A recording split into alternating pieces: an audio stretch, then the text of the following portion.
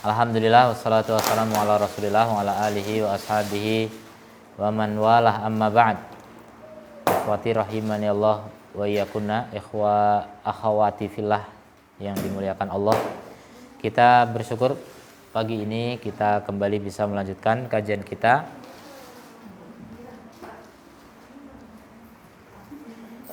dalam kitab yang sama cuma tempat yang berbeda ya.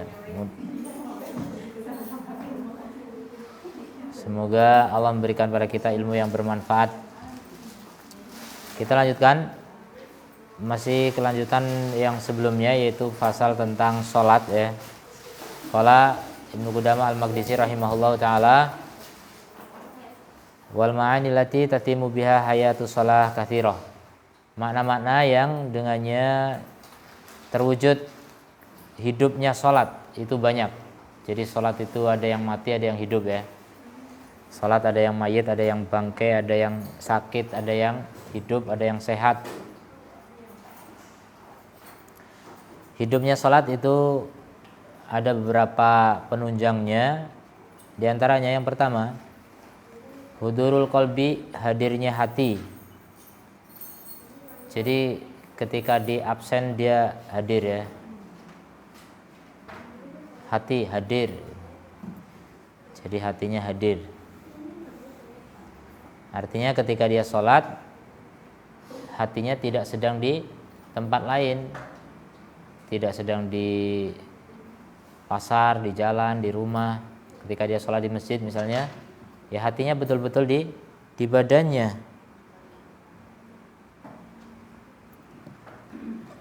Kama dzakarna, seperti yang telah kami sebutkan. Wa maknahu, maknanya adalah an yafruhul qalbu min ghairi ma huwa mulabisun lahu. Kosongnya hati dari selain apa yang dia sedang lakukan. Jadi tidak mikirin selain apa yang dia baca gitu maksudnya. Hatinya menyadari apa yang dia baca, apa yang dia lakukan. Dia sedang ruku, sujud dan seterusnya. Dia sadar ruku kepada siapa.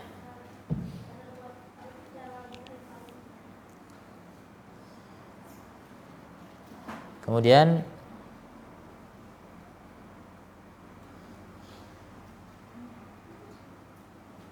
sebabnya adalah al-himmah.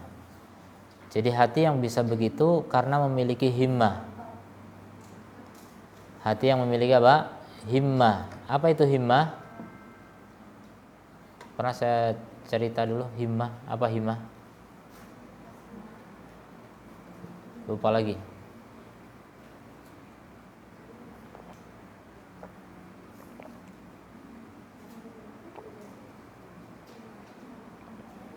Apa himmah? Gak ada yang tahu? Apa? Cita-cita. Jadi hati yang bisa begitu karena hati yang memiliki cita-cita.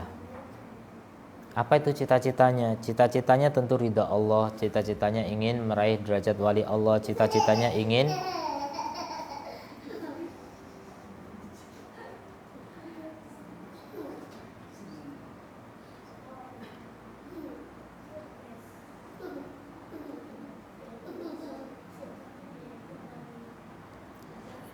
cita-cita ingin sholatnya diterima. Itu paling minimal. Kita sedang sholat terus gak ada keinginan sholat diterima, ya sholat kita amburadul nanti. Fa innahu mata ahammaka amrun hadara qalbuka daruratan. Karena sungguhnya kapan suatu perkara itu membuat kamu berpikir, maka hatimu akan hadir secara darurat.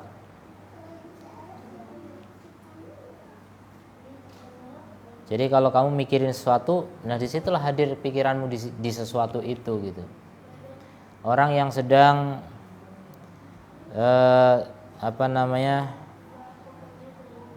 dikejar debt collector gitu, itu ngobrol apa gitu nggak nyambung gitu, karena hatinya sedang mikir itu, sesuatu itu yang dipikirkan ya.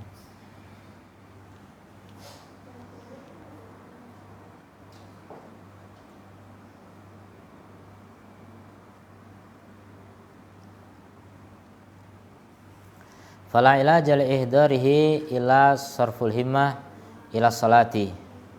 Maka tidak ada obat untuk menghadirkannya kecuali dengan mengarahkan himmah kepada salat.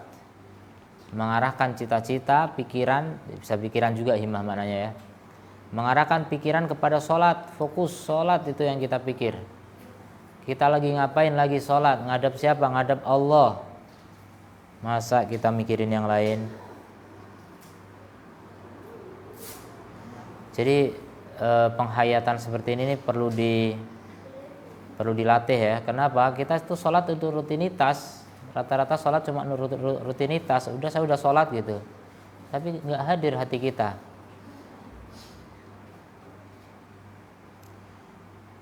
Sholat menjadi hal yang bukan istimewa. Karena apa? Udah sering, udah biasa. Coba kalau siapa yang bisa sholat khusyuk akan dikasih 1 miliar. Itu beda nanti sholatnya, nggak kayak biasanya gitu, karena luar biasa, dianggap itu luar biasa. 1 miliar itu luar biasa bagi sebagian orang, sebagian besar. Tapi karena kita tidak membayangkan bagaimana agungnya sholat, nggak membayangkan untuk siapa kita sholat, akhirnya sholat menjadi hal yang rutinitas tanpa bekas ya, tanpa makna. Itu yang banyak terjadi pada kaum muslimin. Mudah-mudahan kita tidak termasuk. Ya termasuk, tapi jangan sering-sering lah. Jangan terlalu sering kita meremehkan sholat kita. Latihan konsentrasi, berpikir sholat ini perkara penting. Jadi aham itu artinya penting, himmah. Kita menganggap sholat ini urgent, lebih urgent daripada nyawa kita sendiri bahkan. Ya, ibaratnya nyawa kita melayang ya tidak masalah, yang penting kita masih punya sholat, punya iman.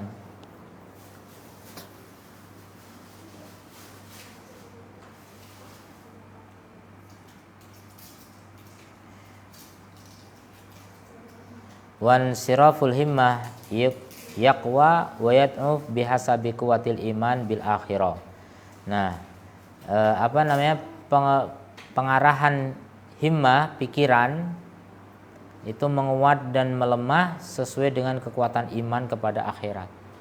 Kalau orang makin kuat imannya kepada akhirat, otomatis imannya kepada dunia melemah, sehingga pikiran terhadap dunia juga menjadi lemah.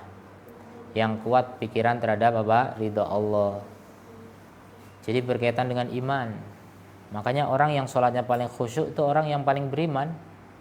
Para ulama itu sholatnya lebih khusyuk daripada juhala.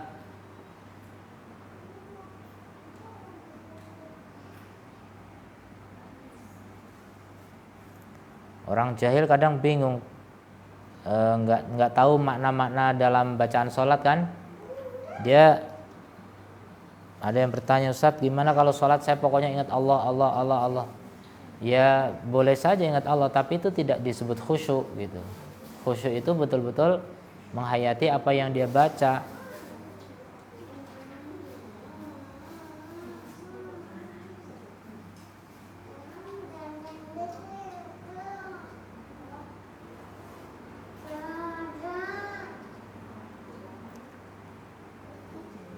Wahtiqarud dunia tuh. Jadi sesuai dengan tingkat kekuatan iman kepada akhirat dan peremehan terhadap dunia. Jadi kalau kita berhasil meremehkan dunia, kita akan bisa lebih khusyuk dibanding ketika kita masih menganggap dunia itu besar. Jadi menganggap masalah dunia masih penting.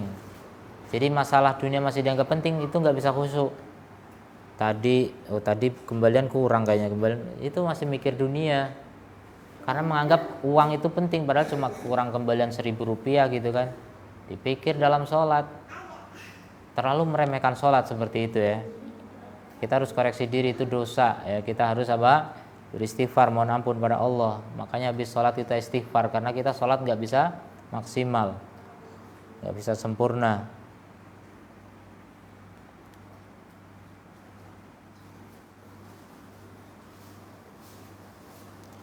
famata ra'aita qalbaka la yahduru fil salat, maka kapan kamu melihat hatimu tidak hadir dalam salat,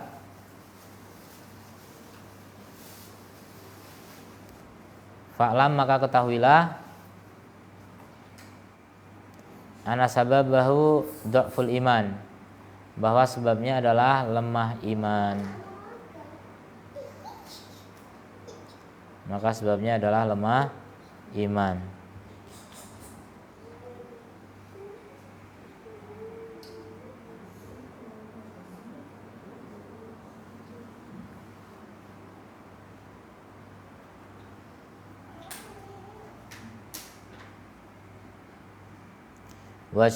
Wajtahada fi taqwiyatihi, maka dia harus bersungguh-sungguh apa? Wajtahid, bukan dia. Maka kamu harus bersungguh-sungguh dalam menguatkannya. Jadi upaya untuk bermutu sholat kita adalah dengan menguatkan apa? Iman. Dan upaya menguatkan iman itu caranya gimana? Menambah ilmu dan amal.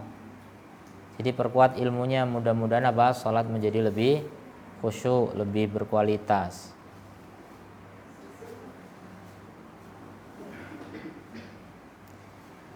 Kemudian yang kedua, makna tsani, makna yang kedua adalah tafahum li ma'nal kalam, tuh memahami makna kata-kata yang diucapkan dalam sholat.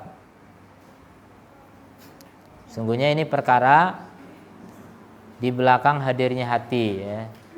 Hadirnya hati itu gimana? Ya kita mikirin, memang dalam hati kita itu berpikir. Dalam hati kita berpikir tentang makna-makna yang kita baca. Lana rubbama kana al-qalbu hadiran ma lafzi dunal makna. Karena bisa jadi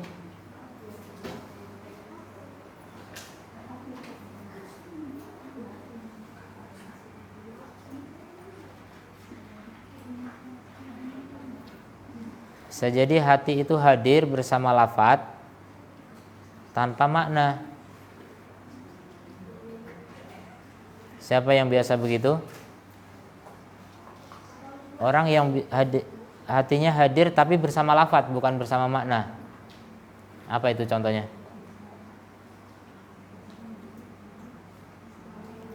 Yang biasa begitu siapa? Orang yang sedang apa biasanya yang seperti itu? Salam.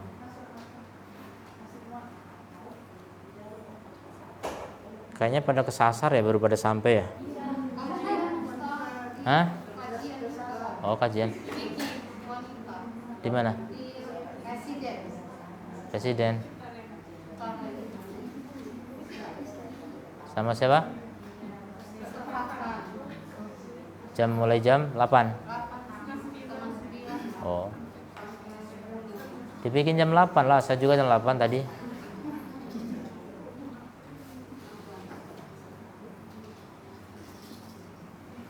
Kalau gitu terlambat terus nanti. Kemudian apa tadi jawabannya? Siapa tahu? Orang yang hatinya fokus tapi fokusnya ke lafaz. Siapa itu? Apa? Apa? Menjawab enggak? Kira-kira menjawab. Orang bisa bahasa Arab. Enggak bisa bahasa Arab terus bisa apa? Bukan masalah diucapkan, pikiran, hatinya hadir. Kadang orang mengucapkan juga nggak mikir. Ada yang nggak mikir dua-duanya. Jadi hati sama sekali nggak memandang lafaz, nggak memandang makna. Itu kebanyakan kita. Kebanyakan kita, akui sajalah. Jadi kalau misalnya jadi dalam sholat gitu kan, apakah ini termasuk dari yang bisa jadi hati itu hadir bersama lafaz tapi tanpa makna? Misalnya pada saat sedang sholat ini tadinya, ya udah kita berusaha fokus gitu saat, tapi pada kenyataannya itu muncul, ini tadi kayaknya kunci ketinggalan di sini gitu. Apa ini masuk bagian dari sini? Yang bersitan-bersitan seperti itu masih dimaafkan ya. Maksudnya ini yang dominan gitu. Sepanjang sholatnya lebih banyak ke situ. Gini, ada 3, di sini ada 3. Ada hati yang nggak mikir lafaz, nggak mikir makna sama sekali. Ini yang paling lalai. Yang kedua hanya fokus pada lafaz. Yang ketiga fokus kepada makna. Atau yang lebih sempurna makna dan lafaz, tapi ini agak sulit ya. Ya makna itu berarti ya lafaz insya Allah sudah lulus, lafaz sudah lulus. Siapa nih yang saya tanya? Siapa yang fokus ke lafaz? Yang fokus ke lafaz itu orang yang baru belajar tajwid. Atau orang yang hafalannya lemah, itu fokus kepada lafaz gitu. Jadi mengingatkan lafaz habis ini lafaz apa itu fokus ke lafaz gitu. Jadi enggak menghayati jadinya. Terutama yang tajwid juga mengucapkan khoknya, haknya harus pas gitu. Jadi masih mikirin lafaz ini tafkhim apa tarkik. Ya. Jadi di situ diperhatikan betul, enggak menghayati makna akhirnya. Itu maksudnya ya. Yang biasa menghayati lafaz itu adalah orang-orang yang memang baru amatiran dalam tajwid ya, belum mumpuni. Dan itu ilmu bertingkat. Nah, sedangkan yang enggak mikir lafaz, enggak mikir makna siapa? Yang enggak belajar tajwid, enggak belajar tafsir. Dua-duanya ini lemah, ini masyarakat umum rata-rata. Ya. Kalau mengatakan saya belajar tajwid, bisa jadi belajar tajwid, tapi kadang-kadang lafaz pun enggak terfokuskan juga gitu. Belum maksimal gitu artinya. Nah, itu kebanyakan sholat itu orang itu lalai memang. Karena udah rutinitas, apalagi sholatnya cepat itu. Yang sholat cepat nggak sempat menghayati apapun. Makanya untuk bisa khusyuk pun itu diantara latihannya sholat itu jangan buru-buru, jangan merasa dikejar apapun. Kalau ada pekerjaan yang belum beres, selesaikan dulu gitu, tuntaskan dulu. Makanya orang mau sholat dihadirkan makanan, Rasul bilang apa? Makan aja dulu, karena kalau sholat nanti mikir makan gitu. Jadi kalau mau sholat jangan naikin ini ikan asin ke penggorengan gitu. Nanti pas sholat kecium ini bawa ikan asin apa arang gitu kan. Udah gosong. Itu nggak bisa konsentrasi kalau udah seperti itu ya. Fokus itu diantara penunjangnya ya juga menghilangkan penghalang-penghalang ya. Menghilangkan perkara-perkara yang bisa menyebabkan kita nggak bisa fokus. Fokus itu sulit. Kalau orang latihan fokus itu ada yang lingkaran, pandang di tengah itu akhirnya tidur terhipnotis. Kadang fokus itu nyasarnya ke sana bisa gitu. Saking fokusnya malah nggak sadar.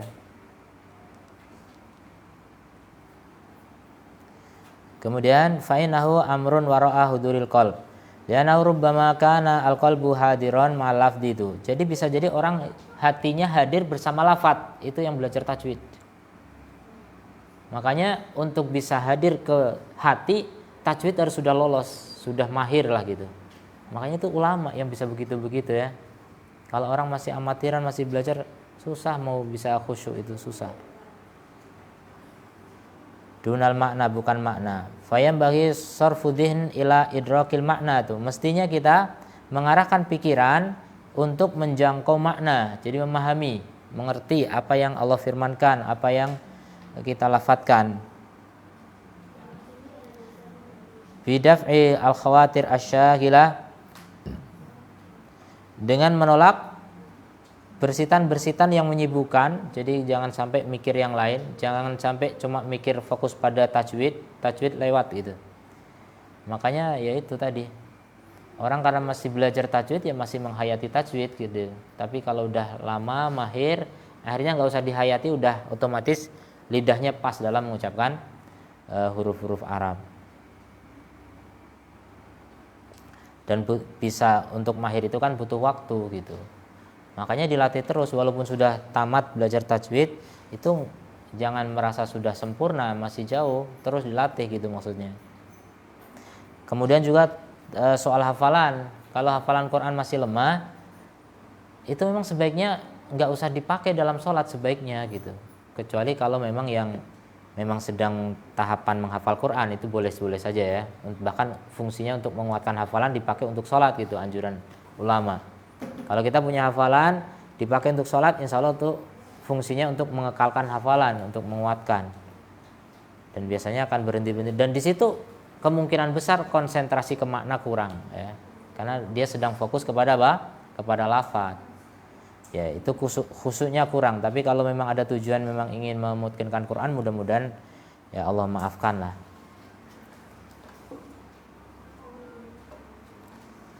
Fayam bagi sarfu dhihn ila idrakil makna bidafil khawatir syahil wa qat'i mawadih mawadiha, jadi memutus materi-materi yang melalaikan hati. Final mawad idza lam tangqati lam tansarif al khawatir anha. Karena kalau materinya tidak diputus, itu akan sulit untuk menghilangkan bersitan-bersitan yang menyibukkan tadi. Wal mawad imma dhahirah, dan materi ini bisa dhahir, wa hiya ma yushghilu sama' wal basar, yaitu apapun yang bisa menyibukkan pendengaran, penglihatan, bahkan penciuman. Ya, indera kita tuh menjangkau yang dohir. Jadi ada hal-hal dohir yang bisa membuat indera kita sibuk, karena indera itu pasti akan laporan ke hati, ke jantung. Sini melihat, itu lapor ke sini. Apa yang kita lihat masuk ke sini langsung, terekam di sini. Yang kita dengar masuk ke sini, yang kita cium kosong nih, masuk ke sini gitu. Yang kita rasakan mungkin dingin apa gitu, gatel gitu, itu masuk ke sini semua. Makanya upayakan sesedikit mungkin kita interaksi dengan dunia luar. Maksudnya jangan banyak suara. Sholat itu jangan di tempat rame gitu kan. Walaupun ya bisa saja orang fokus, tapi itu agak mengganggu. Sholat di situ lagi ngobrolin hal yang di sini juga penasaran apa tuh, dengerin malah. Selesai sholat langsung nanggapi. Nah itu berarti nggak khusyuk. Dia bisa menangkap pembicaraan orang. Penglihatan juga, upayakan sholat itu jangan di batik-batik, gambar-gambar begini ya. Walaupun saya bisa kok fokus, tapi tetap lebih maksimal kalau polos gitu. Kalau beli sajadah polos ya. Sekarang sajadah rata-rata gambar apa? Masjid kan. Ulama melarang yang gambar Ka'bah itu. Syekh Shalih Fauzan menganggap itu penghinaan terhadap Ka'bah. Ka'bah ditaruh di lantai, nggak boleh gitu. Ya, saya pikir saya tambahkan masjid juga begitu sama ya. Dan itu dari segi hukum fikih ya. Secara hukum sholat juga itu mengganggu kekhusyuan. Setingkat Rasul itu sholat di depannya ada tirai, langsung habis sholat langsung bilang, ini tirai kasih ke fulan, dia telah melalaikanku dalam sholat. Rasul bisa lalai dengan gambar tirai, masa kita enggak? Mustahil. Makanya kalau bisa polos. Makanya masjid pun yang terbaik itu polos, masjid itu polos. Jangan banyak ukir-ukiran tuh di masjid, ada kaligrafi. Ini sholat bisa ngelirik-ngelirik ke atas ya. Atau di bawah itu keramiknya bagus sekali, itu sholat bisa mikirin keramik. Tidak bagus ya. Jadi diupayakan yang polos, karena mata ini juga memberi informasi ke batin. Kita sholat diberi informasi oleh mata yang enggak fokus dengan apa yang kita ucapkan, tidak fokus dengan apa yang kita baca. Jangan merasa hebat ya dengan masalah itu ya. Rasul aja begitu ya. Jadi kita mengupayakan semaksimal mungkin untuk bisa khusyuk itu seperti itu.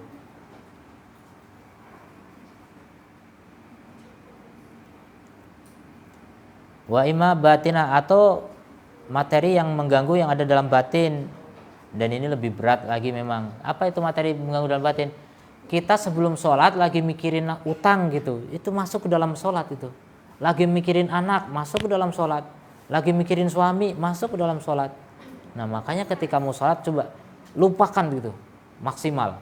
Di antara cara, kalau mau sholat jangan ngobrol gitu.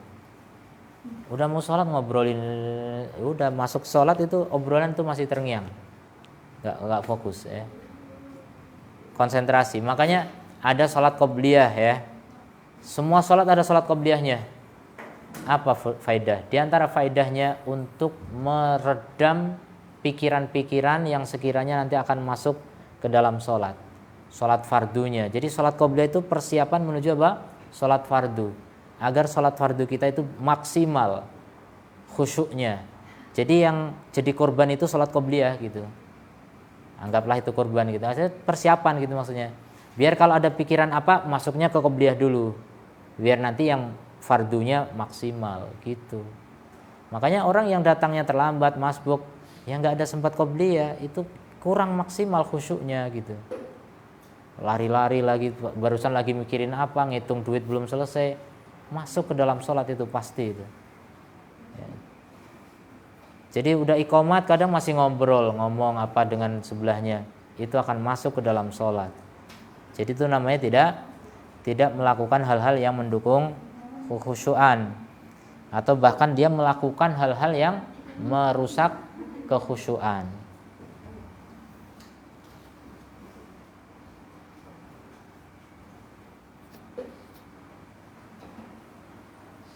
Kaman tasya'abat bihi al-humum, itu seperti yang sedang bercabang pikirannya, sedang banyak masalah, banyak pikiran, itu sulit untuk khusyuk.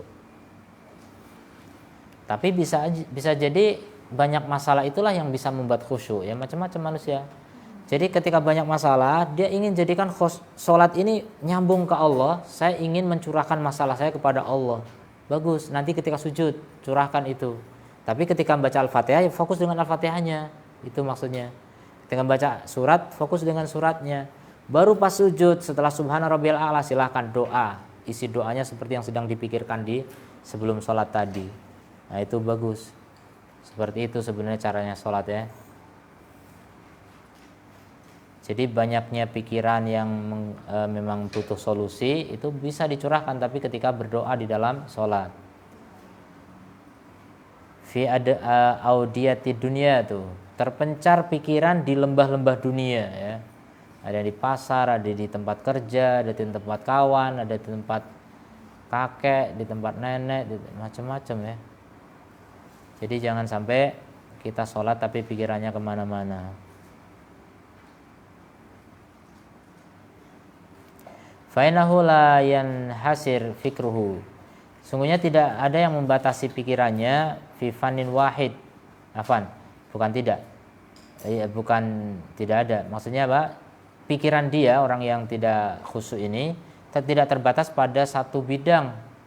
Jadi mikir macam-macam. Dia mungkin mikirin ekonomi, politik, sosial, budaya. Masya Allah, ini pemimpin negara ini. Saya itu bayangkan gimana caranya jadi Pak Jokowi khusyuk dalam sholat itu. Itu mikirin rakyat tuh. Saya yang nggak mikir siapa-siapa aja nggak bisa khusyuk, ya. Apalagi yang ini mikir satu Indonesia, kan banyak sekali itu dipikir, Masya Allah. Hatersnya banyak, followersnya juga banyak. Orang kalau udah kayak gitu, ya Allah, gimana cara khusyuknya? Makanya yang paling gampang khusyuk sebenarnya siapa? Rakyat jelata gitu, akar rumput yang paling bawah.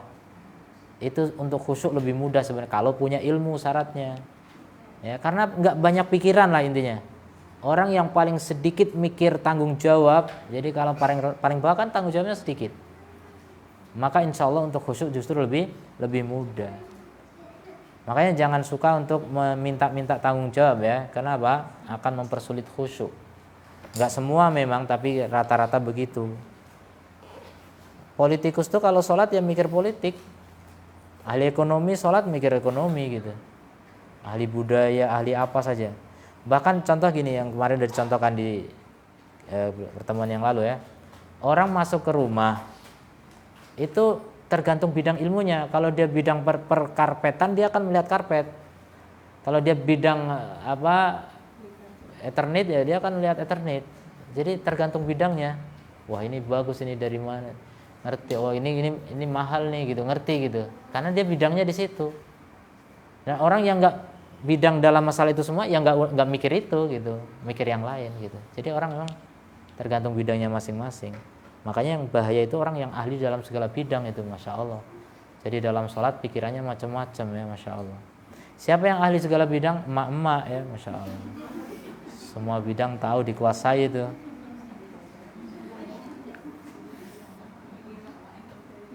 Mama itu kan serba bisa. Saya bilang emak-emak itu nggak punya pekerjaan, ya. Pekerjaan semua dikerjakan emak-emak itu. Jadi yang sini nyetrika, kakinya bisa sambil ngepel. Luar biasa. Apanya? Bisa apa? Oh.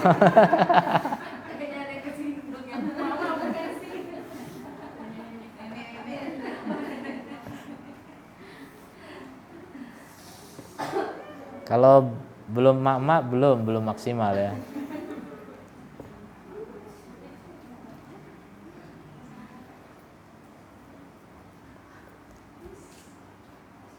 walam yuhnihi wadul basar tuh.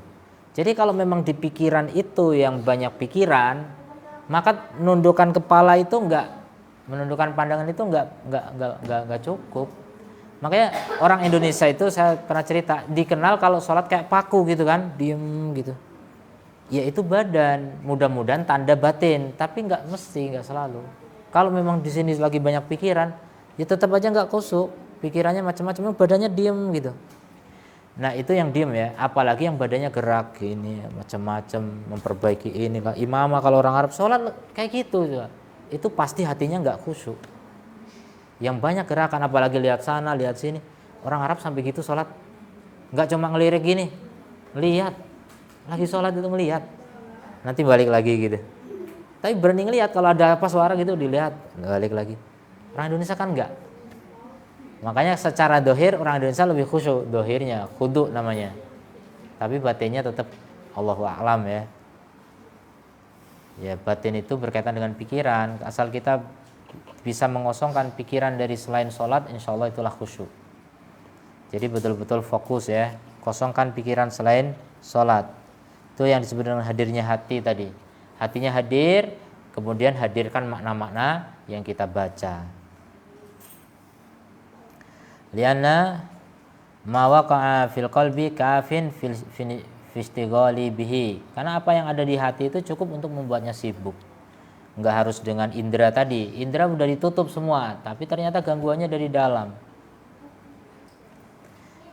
Wa ilaju dzalik, dan obatnya in kana minal mawad adh-dhahira, kalau itu materi yang dhahir dari luar, biqat ima yushhilu as-sama' wal basar, dengan memutus apa yang menyibukkan pendengaran dan penglihatan. Jangan ada suara-suara ketika sholat. Jangan sholat di tempat hiruk pikuk rame bising. Tapi kalau bisingnya bisingnya itu pokoknya stabil gitu, suara itu stabil, suara mesin ya udah insya Allah nggak ganggu tuh. Itu seperti nggak ada suara, bisa. Atau kipas angin muter, ini walaupun kelihatan bergerak tapi dia udah gitu terus, orang nggak ada yang mengamati kipas angin, udah gitu-gitu aja gitu kan, artinya nggak ganggu. Tapi hal yang muncul tiba-tiba dan sebagainya, lagi sholat tiba-tiba anaknya lari, itu makanya emak-emak agak sulit untuk konsentrasi kan. Dia ada anak kecil, mungkin udah dikondisikan anaknya di kerangkeng, malah di sana nangis gitu kan. Ini kenapa nih? Banyak pikiran, insya Allah. Nah itu ujian ya buat emak-emak. Kalau udah begitu masih bisa khusyuk, luar biasa, masya Allah. Ya, sekarang ujian lebih berat lagi bagi emak-emak yang udah pensiun, maksudnya udah nggak merawat anak kecil lagi gitu kan. Anaknya udah mentas semua, udah jadi udah jadi orang ya. Itu tinggal mikir apa? Nggak ada, mikir ibadah. Orang-orang pensiunan, orang-orang veteran, orang udah tua, itu jangan mikir lain kecuali ibadah. Fokus sekarang, maksimalkan ibadah. Ya beruntung diberi usia bisa mencapai usia pensiun. Karena banyak orang muda mati duluan tuh banyak. Berpikir nanti saya kalau udah tua lah mau bisa khusyuk ibadah. Ternyata nggak sampai itu udah mati. Maka bersyukur yang bisa dapat ilmu usia tua itu. Dimanfaatkan betul, dimaksimalkan ibadahnya.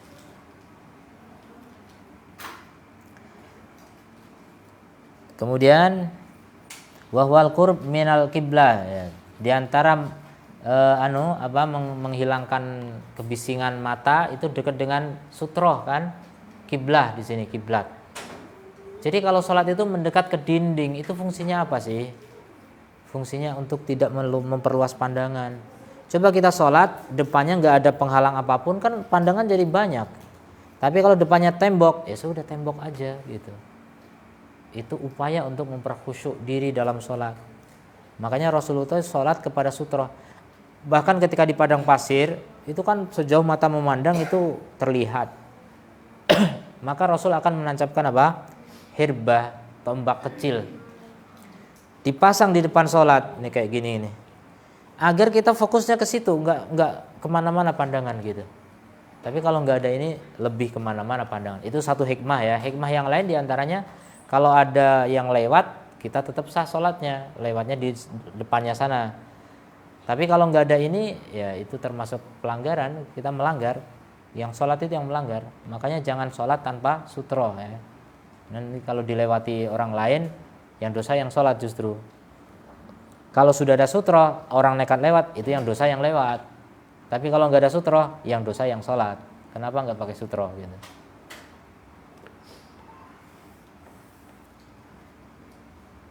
Kemudian wanadar ila maudhi'i sujudihi, itu melihat ke tempat sujud saja, itu untuk soal mata. Bukan merem ya. Merem mungkin menurut kita kalau konsentrasi merem itu kan lebih maksimal ya. Tapi dalam hal sholat nggak boleh merem. Ada larangan merem dalam sholat. Kecuali kalau betul-betul begitu melek langsung nggak khusyuk. Di Masjidil Haram misalnya orang lalu lalang gitu. Mungkin kalau terbuka dikit langsung nggak fokus, ya di situ ulama ada yang bolehkan, boleh saja merem. Tapi secara umum asalnya sholat itu nggak boleh merem. Tunduk saja kepalanya melihat ke tempat sujud. Kemudian wal ihtiraz fi sholati min mawadi al mangkusyah. Tuh, menghindar di dalam sholat tempat-tempat yang dipahat. Ya, dipahat situ ya. Diukir. Pokoknya ukiran, pahatan, gambar-gambar itu dihindari ya. Gambar-gambar dihindari. Apalagi gambar makhluk bernyawa itu makin nggak boleh lagi ya. Malaikat nggak datang. Jadi jangan sampai tempat sholat kita ada malaikat yang nggak masuk, nggak berkah rumah kita. Kemudian wa alla yatruka indahu mayushhilu hissahu. Jadi tidak membiarkan di sisinya sesuatu yang bisa menyibukkan pikirannya, indranya. Makanya termasuk orang ke masjid dianjurkan pakai parfum laki-laki ini. Karena yang ke masjid kan laki-laki, perempuan nggak harus. Pakai parfum, kenapa? Karena aroma itu bisa mengganggu penciuman gitu kan. Lagi sholat, ini apa ini, bawa apa ini, jengkol atau pete, ini keringat apa oli, susah bedakan. Jadi bersih-bersih dulu sebelum ke masjid. Itu juga fungsinya apa? Untuk apa? Memudahkan khusyuk orang lain. Dilarang mengganggu kekhusyukan orang lain. Kemudian Nabi SAW ketika sholat fi ambijaniyatin laha a'lam, ya, di kain yang memiliki tanda gambar gitu, bermotif, naza'aha, maka beliau lepas dan mengatakan innaha alhatni anifan an sholati, ini telah membuatku lalai baru saja dari sholatku. Rasul aja bisa lalai ya, apalagi kita. Wa in kana min mawad al-batina, kalau dia materi batin ya yang mengganggu pikiran, fatariqu ilaji, cara mengobatinya adalah dengan apa? Mengembalikan jiwa kohron secara paksa ila ma yaqra'u fi sholati, kepada apa yang dia baca dalam sholat. Jadi dipaksa memang hatinya untuk fokus dengan apa yang dibaca. Wa yushghiluha bihi an ghairihi, kemudian membuat hati itu sibuk dengan bacaan sholat dari yang lainnya. Itu dipaksa memang. Obatnya itu dipaksa. Seperti orang, Ustadz gimana kiatnya agar kita memiliki keberanian? Ya paksa. Paksa. Ustadz gimana biar kita bisa sabar dalam menjalani ujian? Paksa. Gimana biar kita kuat berpuasa? Paksa gitu. Jadi sebenarnya untuk melakukan sesuatu itu butuh paksaan ya. Jiwa ini terlalu malas, terlalu manja. Kalau nggak dipaksa nggak akan pernah bisa.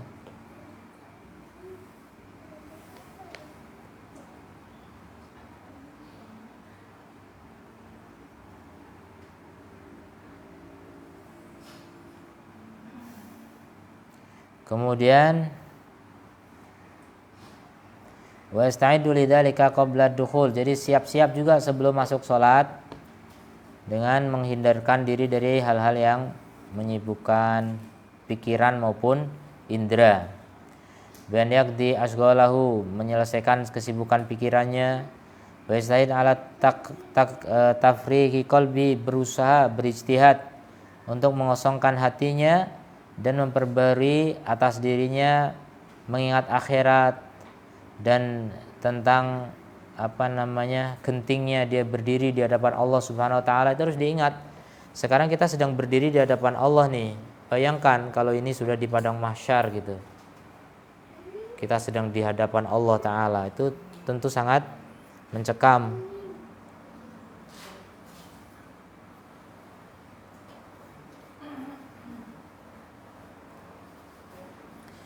Wa haulul matla, wa haulul matla, dan ngerinya pengawasan.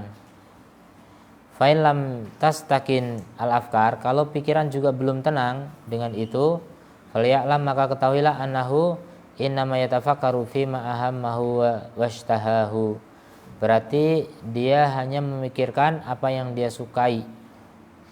Falyatruk tilka syahwat, maka tinggalkan syahwat.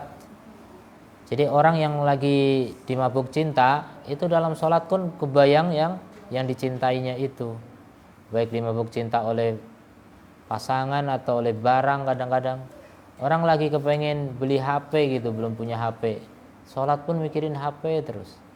Orang lagi pengen punya mobil, itu sholat mikir mobil terus. Jadi memang harus dipotong itu semua.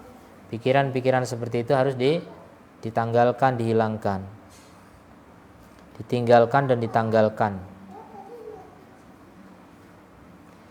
Falya'lam annahu innama yatafakkaru fima ahammahu washtahahu. Jadi dia hanya mikirin apa yang dia sukai, maka tinggalkan syahwat itu. Wal yaqta' tilkal alaik, dan putus semua kaitannya.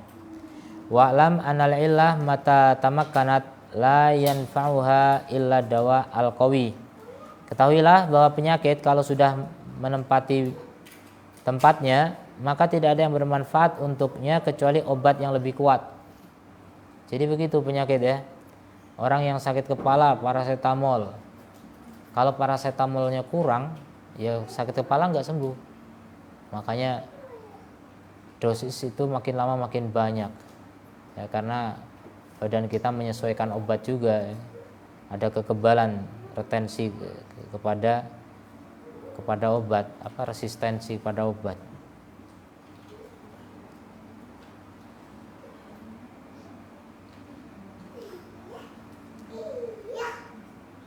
Jadi harus dipotong semua yang berkaitan dengan syahwat.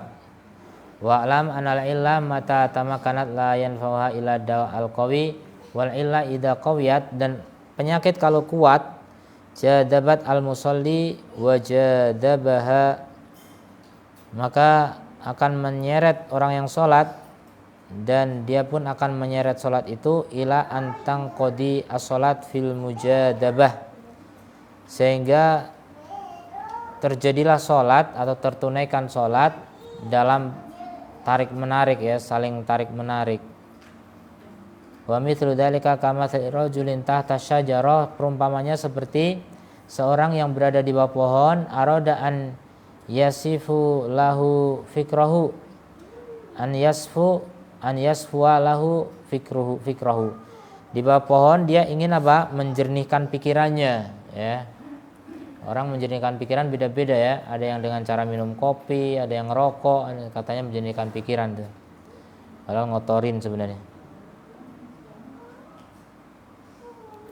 Duduk di bawah pohon itu biar jernih pikirannya. Fakanat aswatul asafir tasyushu alaihi, ternyata suara-suara burung-burung pipit itu mengganggunya gitu. Mau menjernihkan pikiran malah mikirin burung pipit.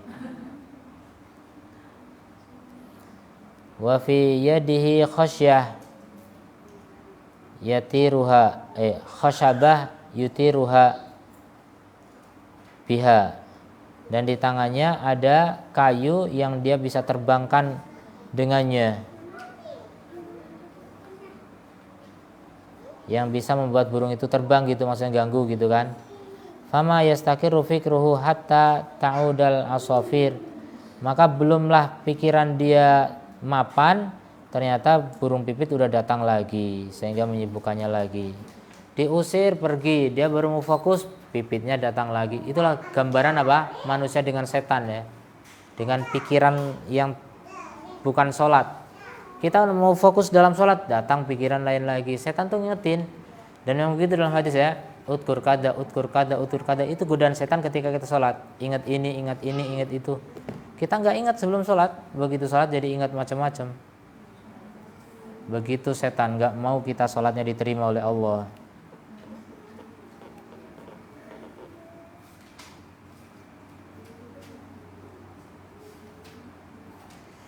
Faqilalahu, maka dikatakan kepadanya, hada syai'un la yang qati, ini sesuatu yang enggak terputus. Fa in aratal khalas faqta asyajarah. Kalau kamu mau bebas dari burung pipit, maka caranya apa? Tebang pohonnya ya. Kalau udah enggak ada pohon ya udah enggak ada burung di situ. Jadi pikiran jernih. Makanya kalau kita enggak ingin terganggu oleh syahwat, maka potong itu perkara yang menjadi pijakan syahwat itu. Fakadzalika sajaratus syahwat, demikian juga pohon syahwat, idza alat, jika dia tinggi, wa tafarraqat, dan terpencar, asonuha, ranting-rantingnya, injadabat ilaihal afkar, dia akan membuat pikiran itu terpencar, terseret, kanjida bil asafir ilal asjar, seperti tarikan-tarikan burung pipit kepada pohon-pohon dan lalat-lalat kepada kotoran-kotoran. Seperti tertariknya pipit ya kepada burung, kepada pohon, dan seperti tertariknya lalat kepada sampah. Fadaba al-umur an-nafis fi daf'i ma la yandafi. Maka jadinya apa? Habis umurnya hanya untuk umurnya yang berharga hanya untuk apa? Menolak sesuatu yang enggak penting gitu. Dan dia akan balik-balik terus gitu. Makanya manusia hebat itu manusia yang bisa tepat dalam melakukan segala sesuatu, tepat apa yang dia harus lakukan. Wa sababu hadhihi syahwah, dan sebab dari syahwat ini, allati tujibu hadal afkar, yang mendatangkan pemikiran ini adalah hubbu dunia, cinta apa? Dunia. Nah itulah pohonnya. Kalau kita nggak ingin terganggu oleh syahwat, ingin ini, ingin itu, ingin anu, itu syahwat, maka caranya dengan apa? Dipotong pohon syahwat itu. Apa pohonnya? Cinta dunia. Jadi kalau kita udah nggak cinta dunia, ya udah nggak akan mikirin dunia lagi gitu. Dunia cuma ya udah lewat aja lah, numpang lewat.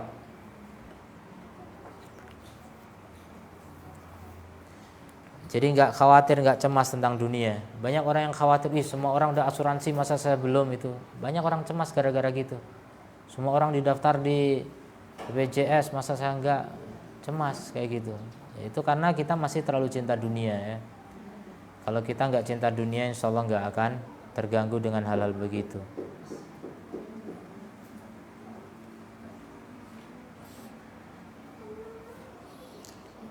Dikatakan kepada Amir ibni Abdul Qais, hal tuhdithuka nafsuka bisyai', apakah nafsumu berbicara denganmu dengan sesuatu dari perkara dunia di dalam sholat? Faqala, maka beliau menjawab, li an takhtalifal asinnah fiyya ahabu ilayya min an ajida hadha. Kata beliau, untuk berselisih asinah, bukan alsinah. Asinah itu apa ya? Panah-panah ya? Apa sih itu? Tombak-tombak. Jadi pedang tombak berselisih di hadapanku gitu, lebih aku sukai daripada aku mendapati perkara ini ya.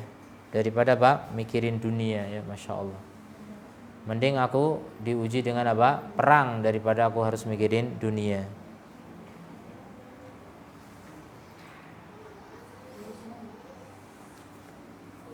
Kemudian wa'lam, ketahuilah, anaqat'a hubbid dunya, bahwa memotong cinta dunia dari hati adalah perkara yang sulit. Wa zawaluhu bil kulliyah aziz, dan hilangnya secara total adalah keperkasaan. Fal yaqa al ijtihadu fil mumkin minhu wallahu al muwaffiq al mu'in. Ketahuilah bahwa memutus dunia dari hati adalah perkara sulit, dan menghilangkannya secara total lebih berat lagi, aziz, langka. Maka hendaknya berijtihad dalam kemungkinan itu, wallahul muwaffiq al mu'in, Allah memberi taufik dan pemberi pertolongan. Dan makna yang ketiga, at-ta'dim lillahi ta'ala wal haibah, perkara ketiga yang membantu khusyuk dalam sholat ya, mengagungkan Allah dan menganggap Allah itu haibah, punya hebat, kehebatan, wibawa. Wadhalika yatawalladu min syai'ain, dan itu lahir dari dua perkara. Yang pertama, mengetahui keagungan Allah Ta'ala dan kebesarannya. Kemudian wa ma'rifatu haqaratin nafsi, mengetahui kehinaan diri. Wa annaha mustab'idah, dan bahwasanya dia itu jauh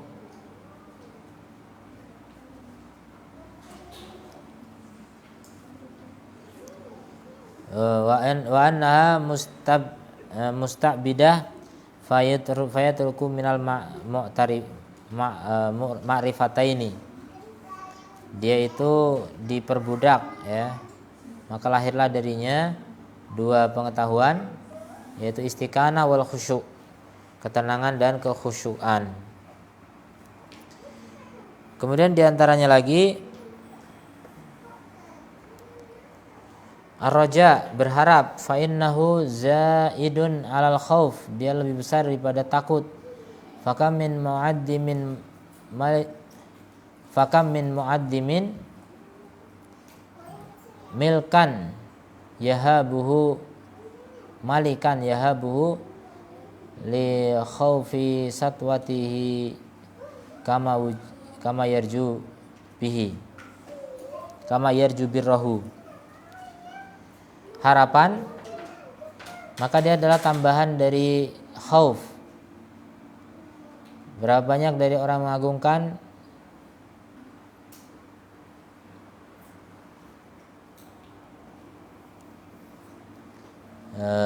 berapa banyak yang diagungkan, muaddimin yang mengagungkan raja atau ya penguasa, yahabu li khaufi satwati, yang dia menghormatinya karena takut apa?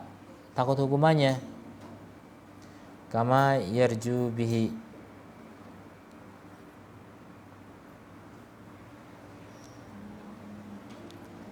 li khaufi satwatihi kama yarju bihi, kama yarju birrahu, sebagaimana dia mengharapkan kebaikannya.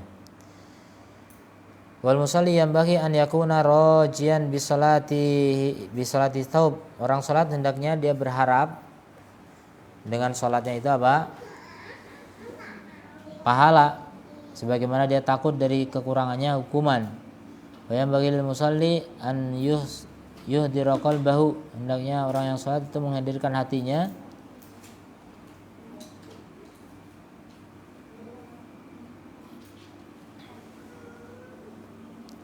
wa idza istaqbala qiblah qabla sarfi wajhi anil jihad ila jihati baitillah, apabila orang menghadap kiblat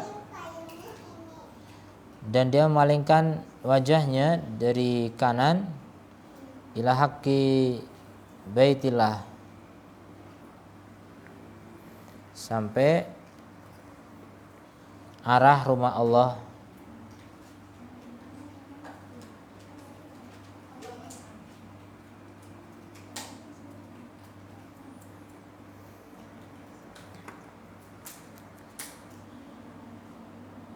Fasarfu qalbihi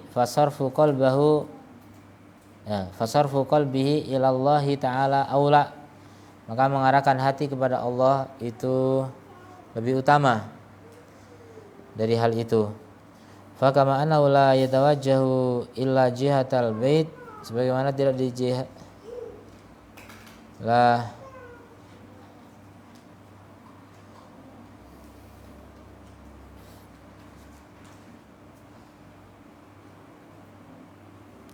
illa bil insirafi an ghairiha, kecuali dengan berpaling dari selainnya. Kadzalika al-qalbu, demikian juga hati, la yansarifu ila Allah, tidak akan mengarah kepada Allah Ta'ala kecuali dengan berpaling dari apa yang selain Allah.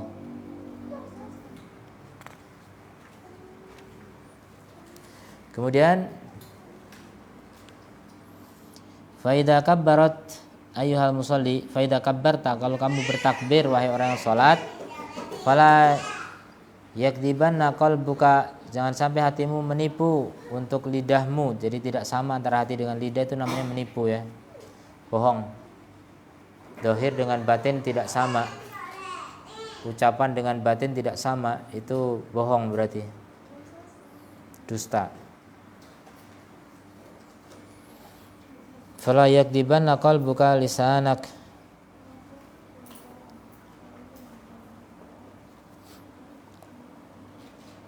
Lanau idza kana fi qalbika, karena kalau dia di dalam hatimu, syai'un akbar, sesuatu yang lebih besar daripada Allah Ta'ala,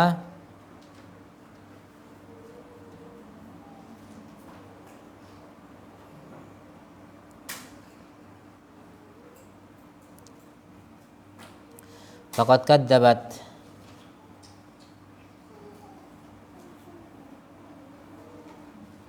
kalau ada dalam hatimu sesuatu yang lebih besar daripada Allah, berarti kamu telah faqad kadzabta, kamu telah berdusta. Kamu mengatakan Allahu Akbar tapi ada yang lebih besar daripada Allah, itulah dunia. Berarti kita enggak jujur bilang Allahu Akbar.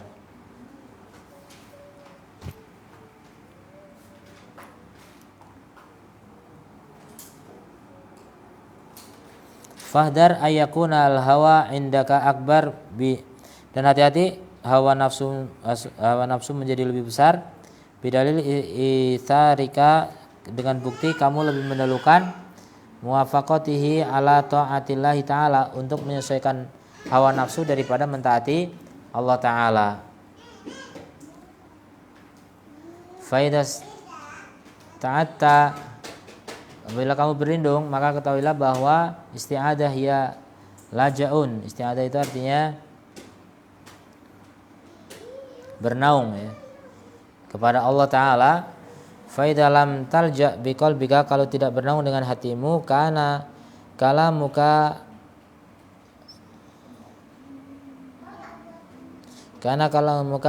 li,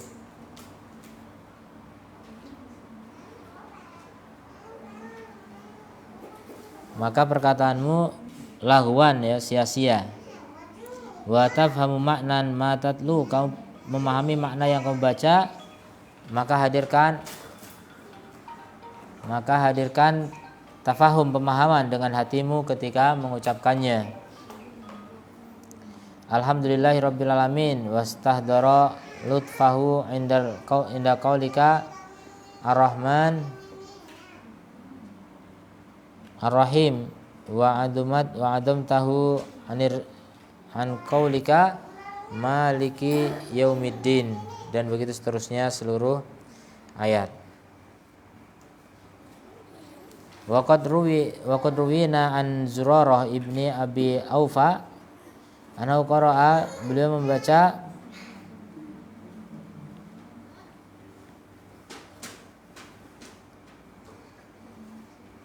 faida qara'a fi salati, jadi membaca dalam salatnya. Faida nukira fin nakur, apabila ditiupkan pada sangkakala, fa kharra maitan, maka beliau tersungkur mayit.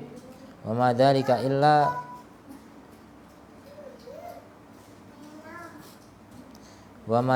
illa li'annahu sawwaratil kalhal, tidaklah itu kecuali karena dia menggambarkan keadaan itu. Fa atharat inda talafi, maka berpengaruh ketika hilang. Wastasy'ara fi ruku'ihi, dia merasakan dalam rukuknya tawadu, dia sedang praktek tawadu secara dohir. Dalam sujudnya itu tambahan hina lagi. Li'annaka da'afta an-nafs, karena kamu da'ufat an-nafsu, lemah nafsu. Maudhi'aha, wa ta'ad nafsu maudhi'aha, meletakkan nafsu pada tempatnya. Wa rodata al-far', dan kau kembalikan cabang kepada pokoknya dengan sujud di hadapan tanah. Alladzi khuliqat min, yang diciptakan darinya. Wa tafhamu makna al-adkar al-bidauq, dan kau pahami makna dzikir dengan perasaan. Wa'lam anna ada as-shalah biha,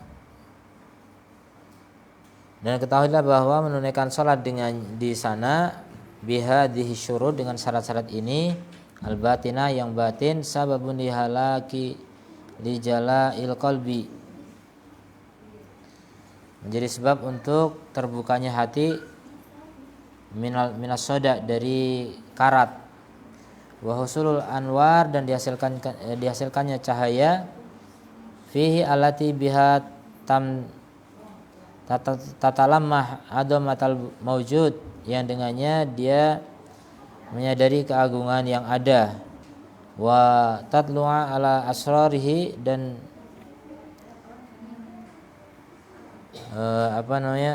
tatlu'a, nampak, ala asrarihi, atas rahasia-rahasianya. Wa ma yaqiluha ilal alimun, dan tidak berakal kecuali orang yang beramal. Orang yang enggak beramal itu bodoh ya. Fa amma man huwa qa'imun bi surati as-shalah, adapun dia yang berdiri dengan surat dalam salat, duna ma'aniha, ya, jadi hanya menegakkan huruf-hurufnya tapi tidak memahami maknanya, fa innahu la yattali ala syai'in, maka dia tidak melihat pada sesuatu, min dzalika bal yunkiruhuma, fa innahu la yattali ala syai'in min dzalika bal yunkiru wujudahu. Jadi orang yang melakukan bentuk sholat tanpa maknanya, jadi hanya dohirnya saja, kayak badan tanpa ruh gitu, fa innahu la yattali ala syai' min dzalika bal yunkiru wujudahu, maka dia tidak pernah melihat atas sesuatu dari hal itu, bahkan dia mengingkari keberadaannya.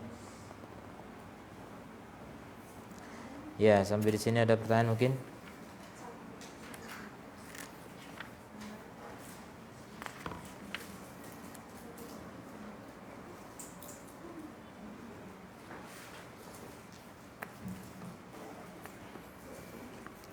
Tidak ada ya?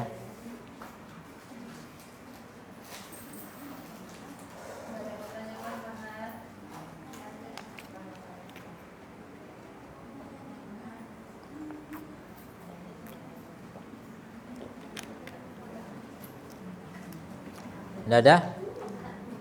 Kita tutup ya. Subhanakallahumma wa bihamdika asyhadu an la ilaha illa anta astaghfiruka wa atubu ilaik. Assalamualaikum warahmatullahi wabarakatuh.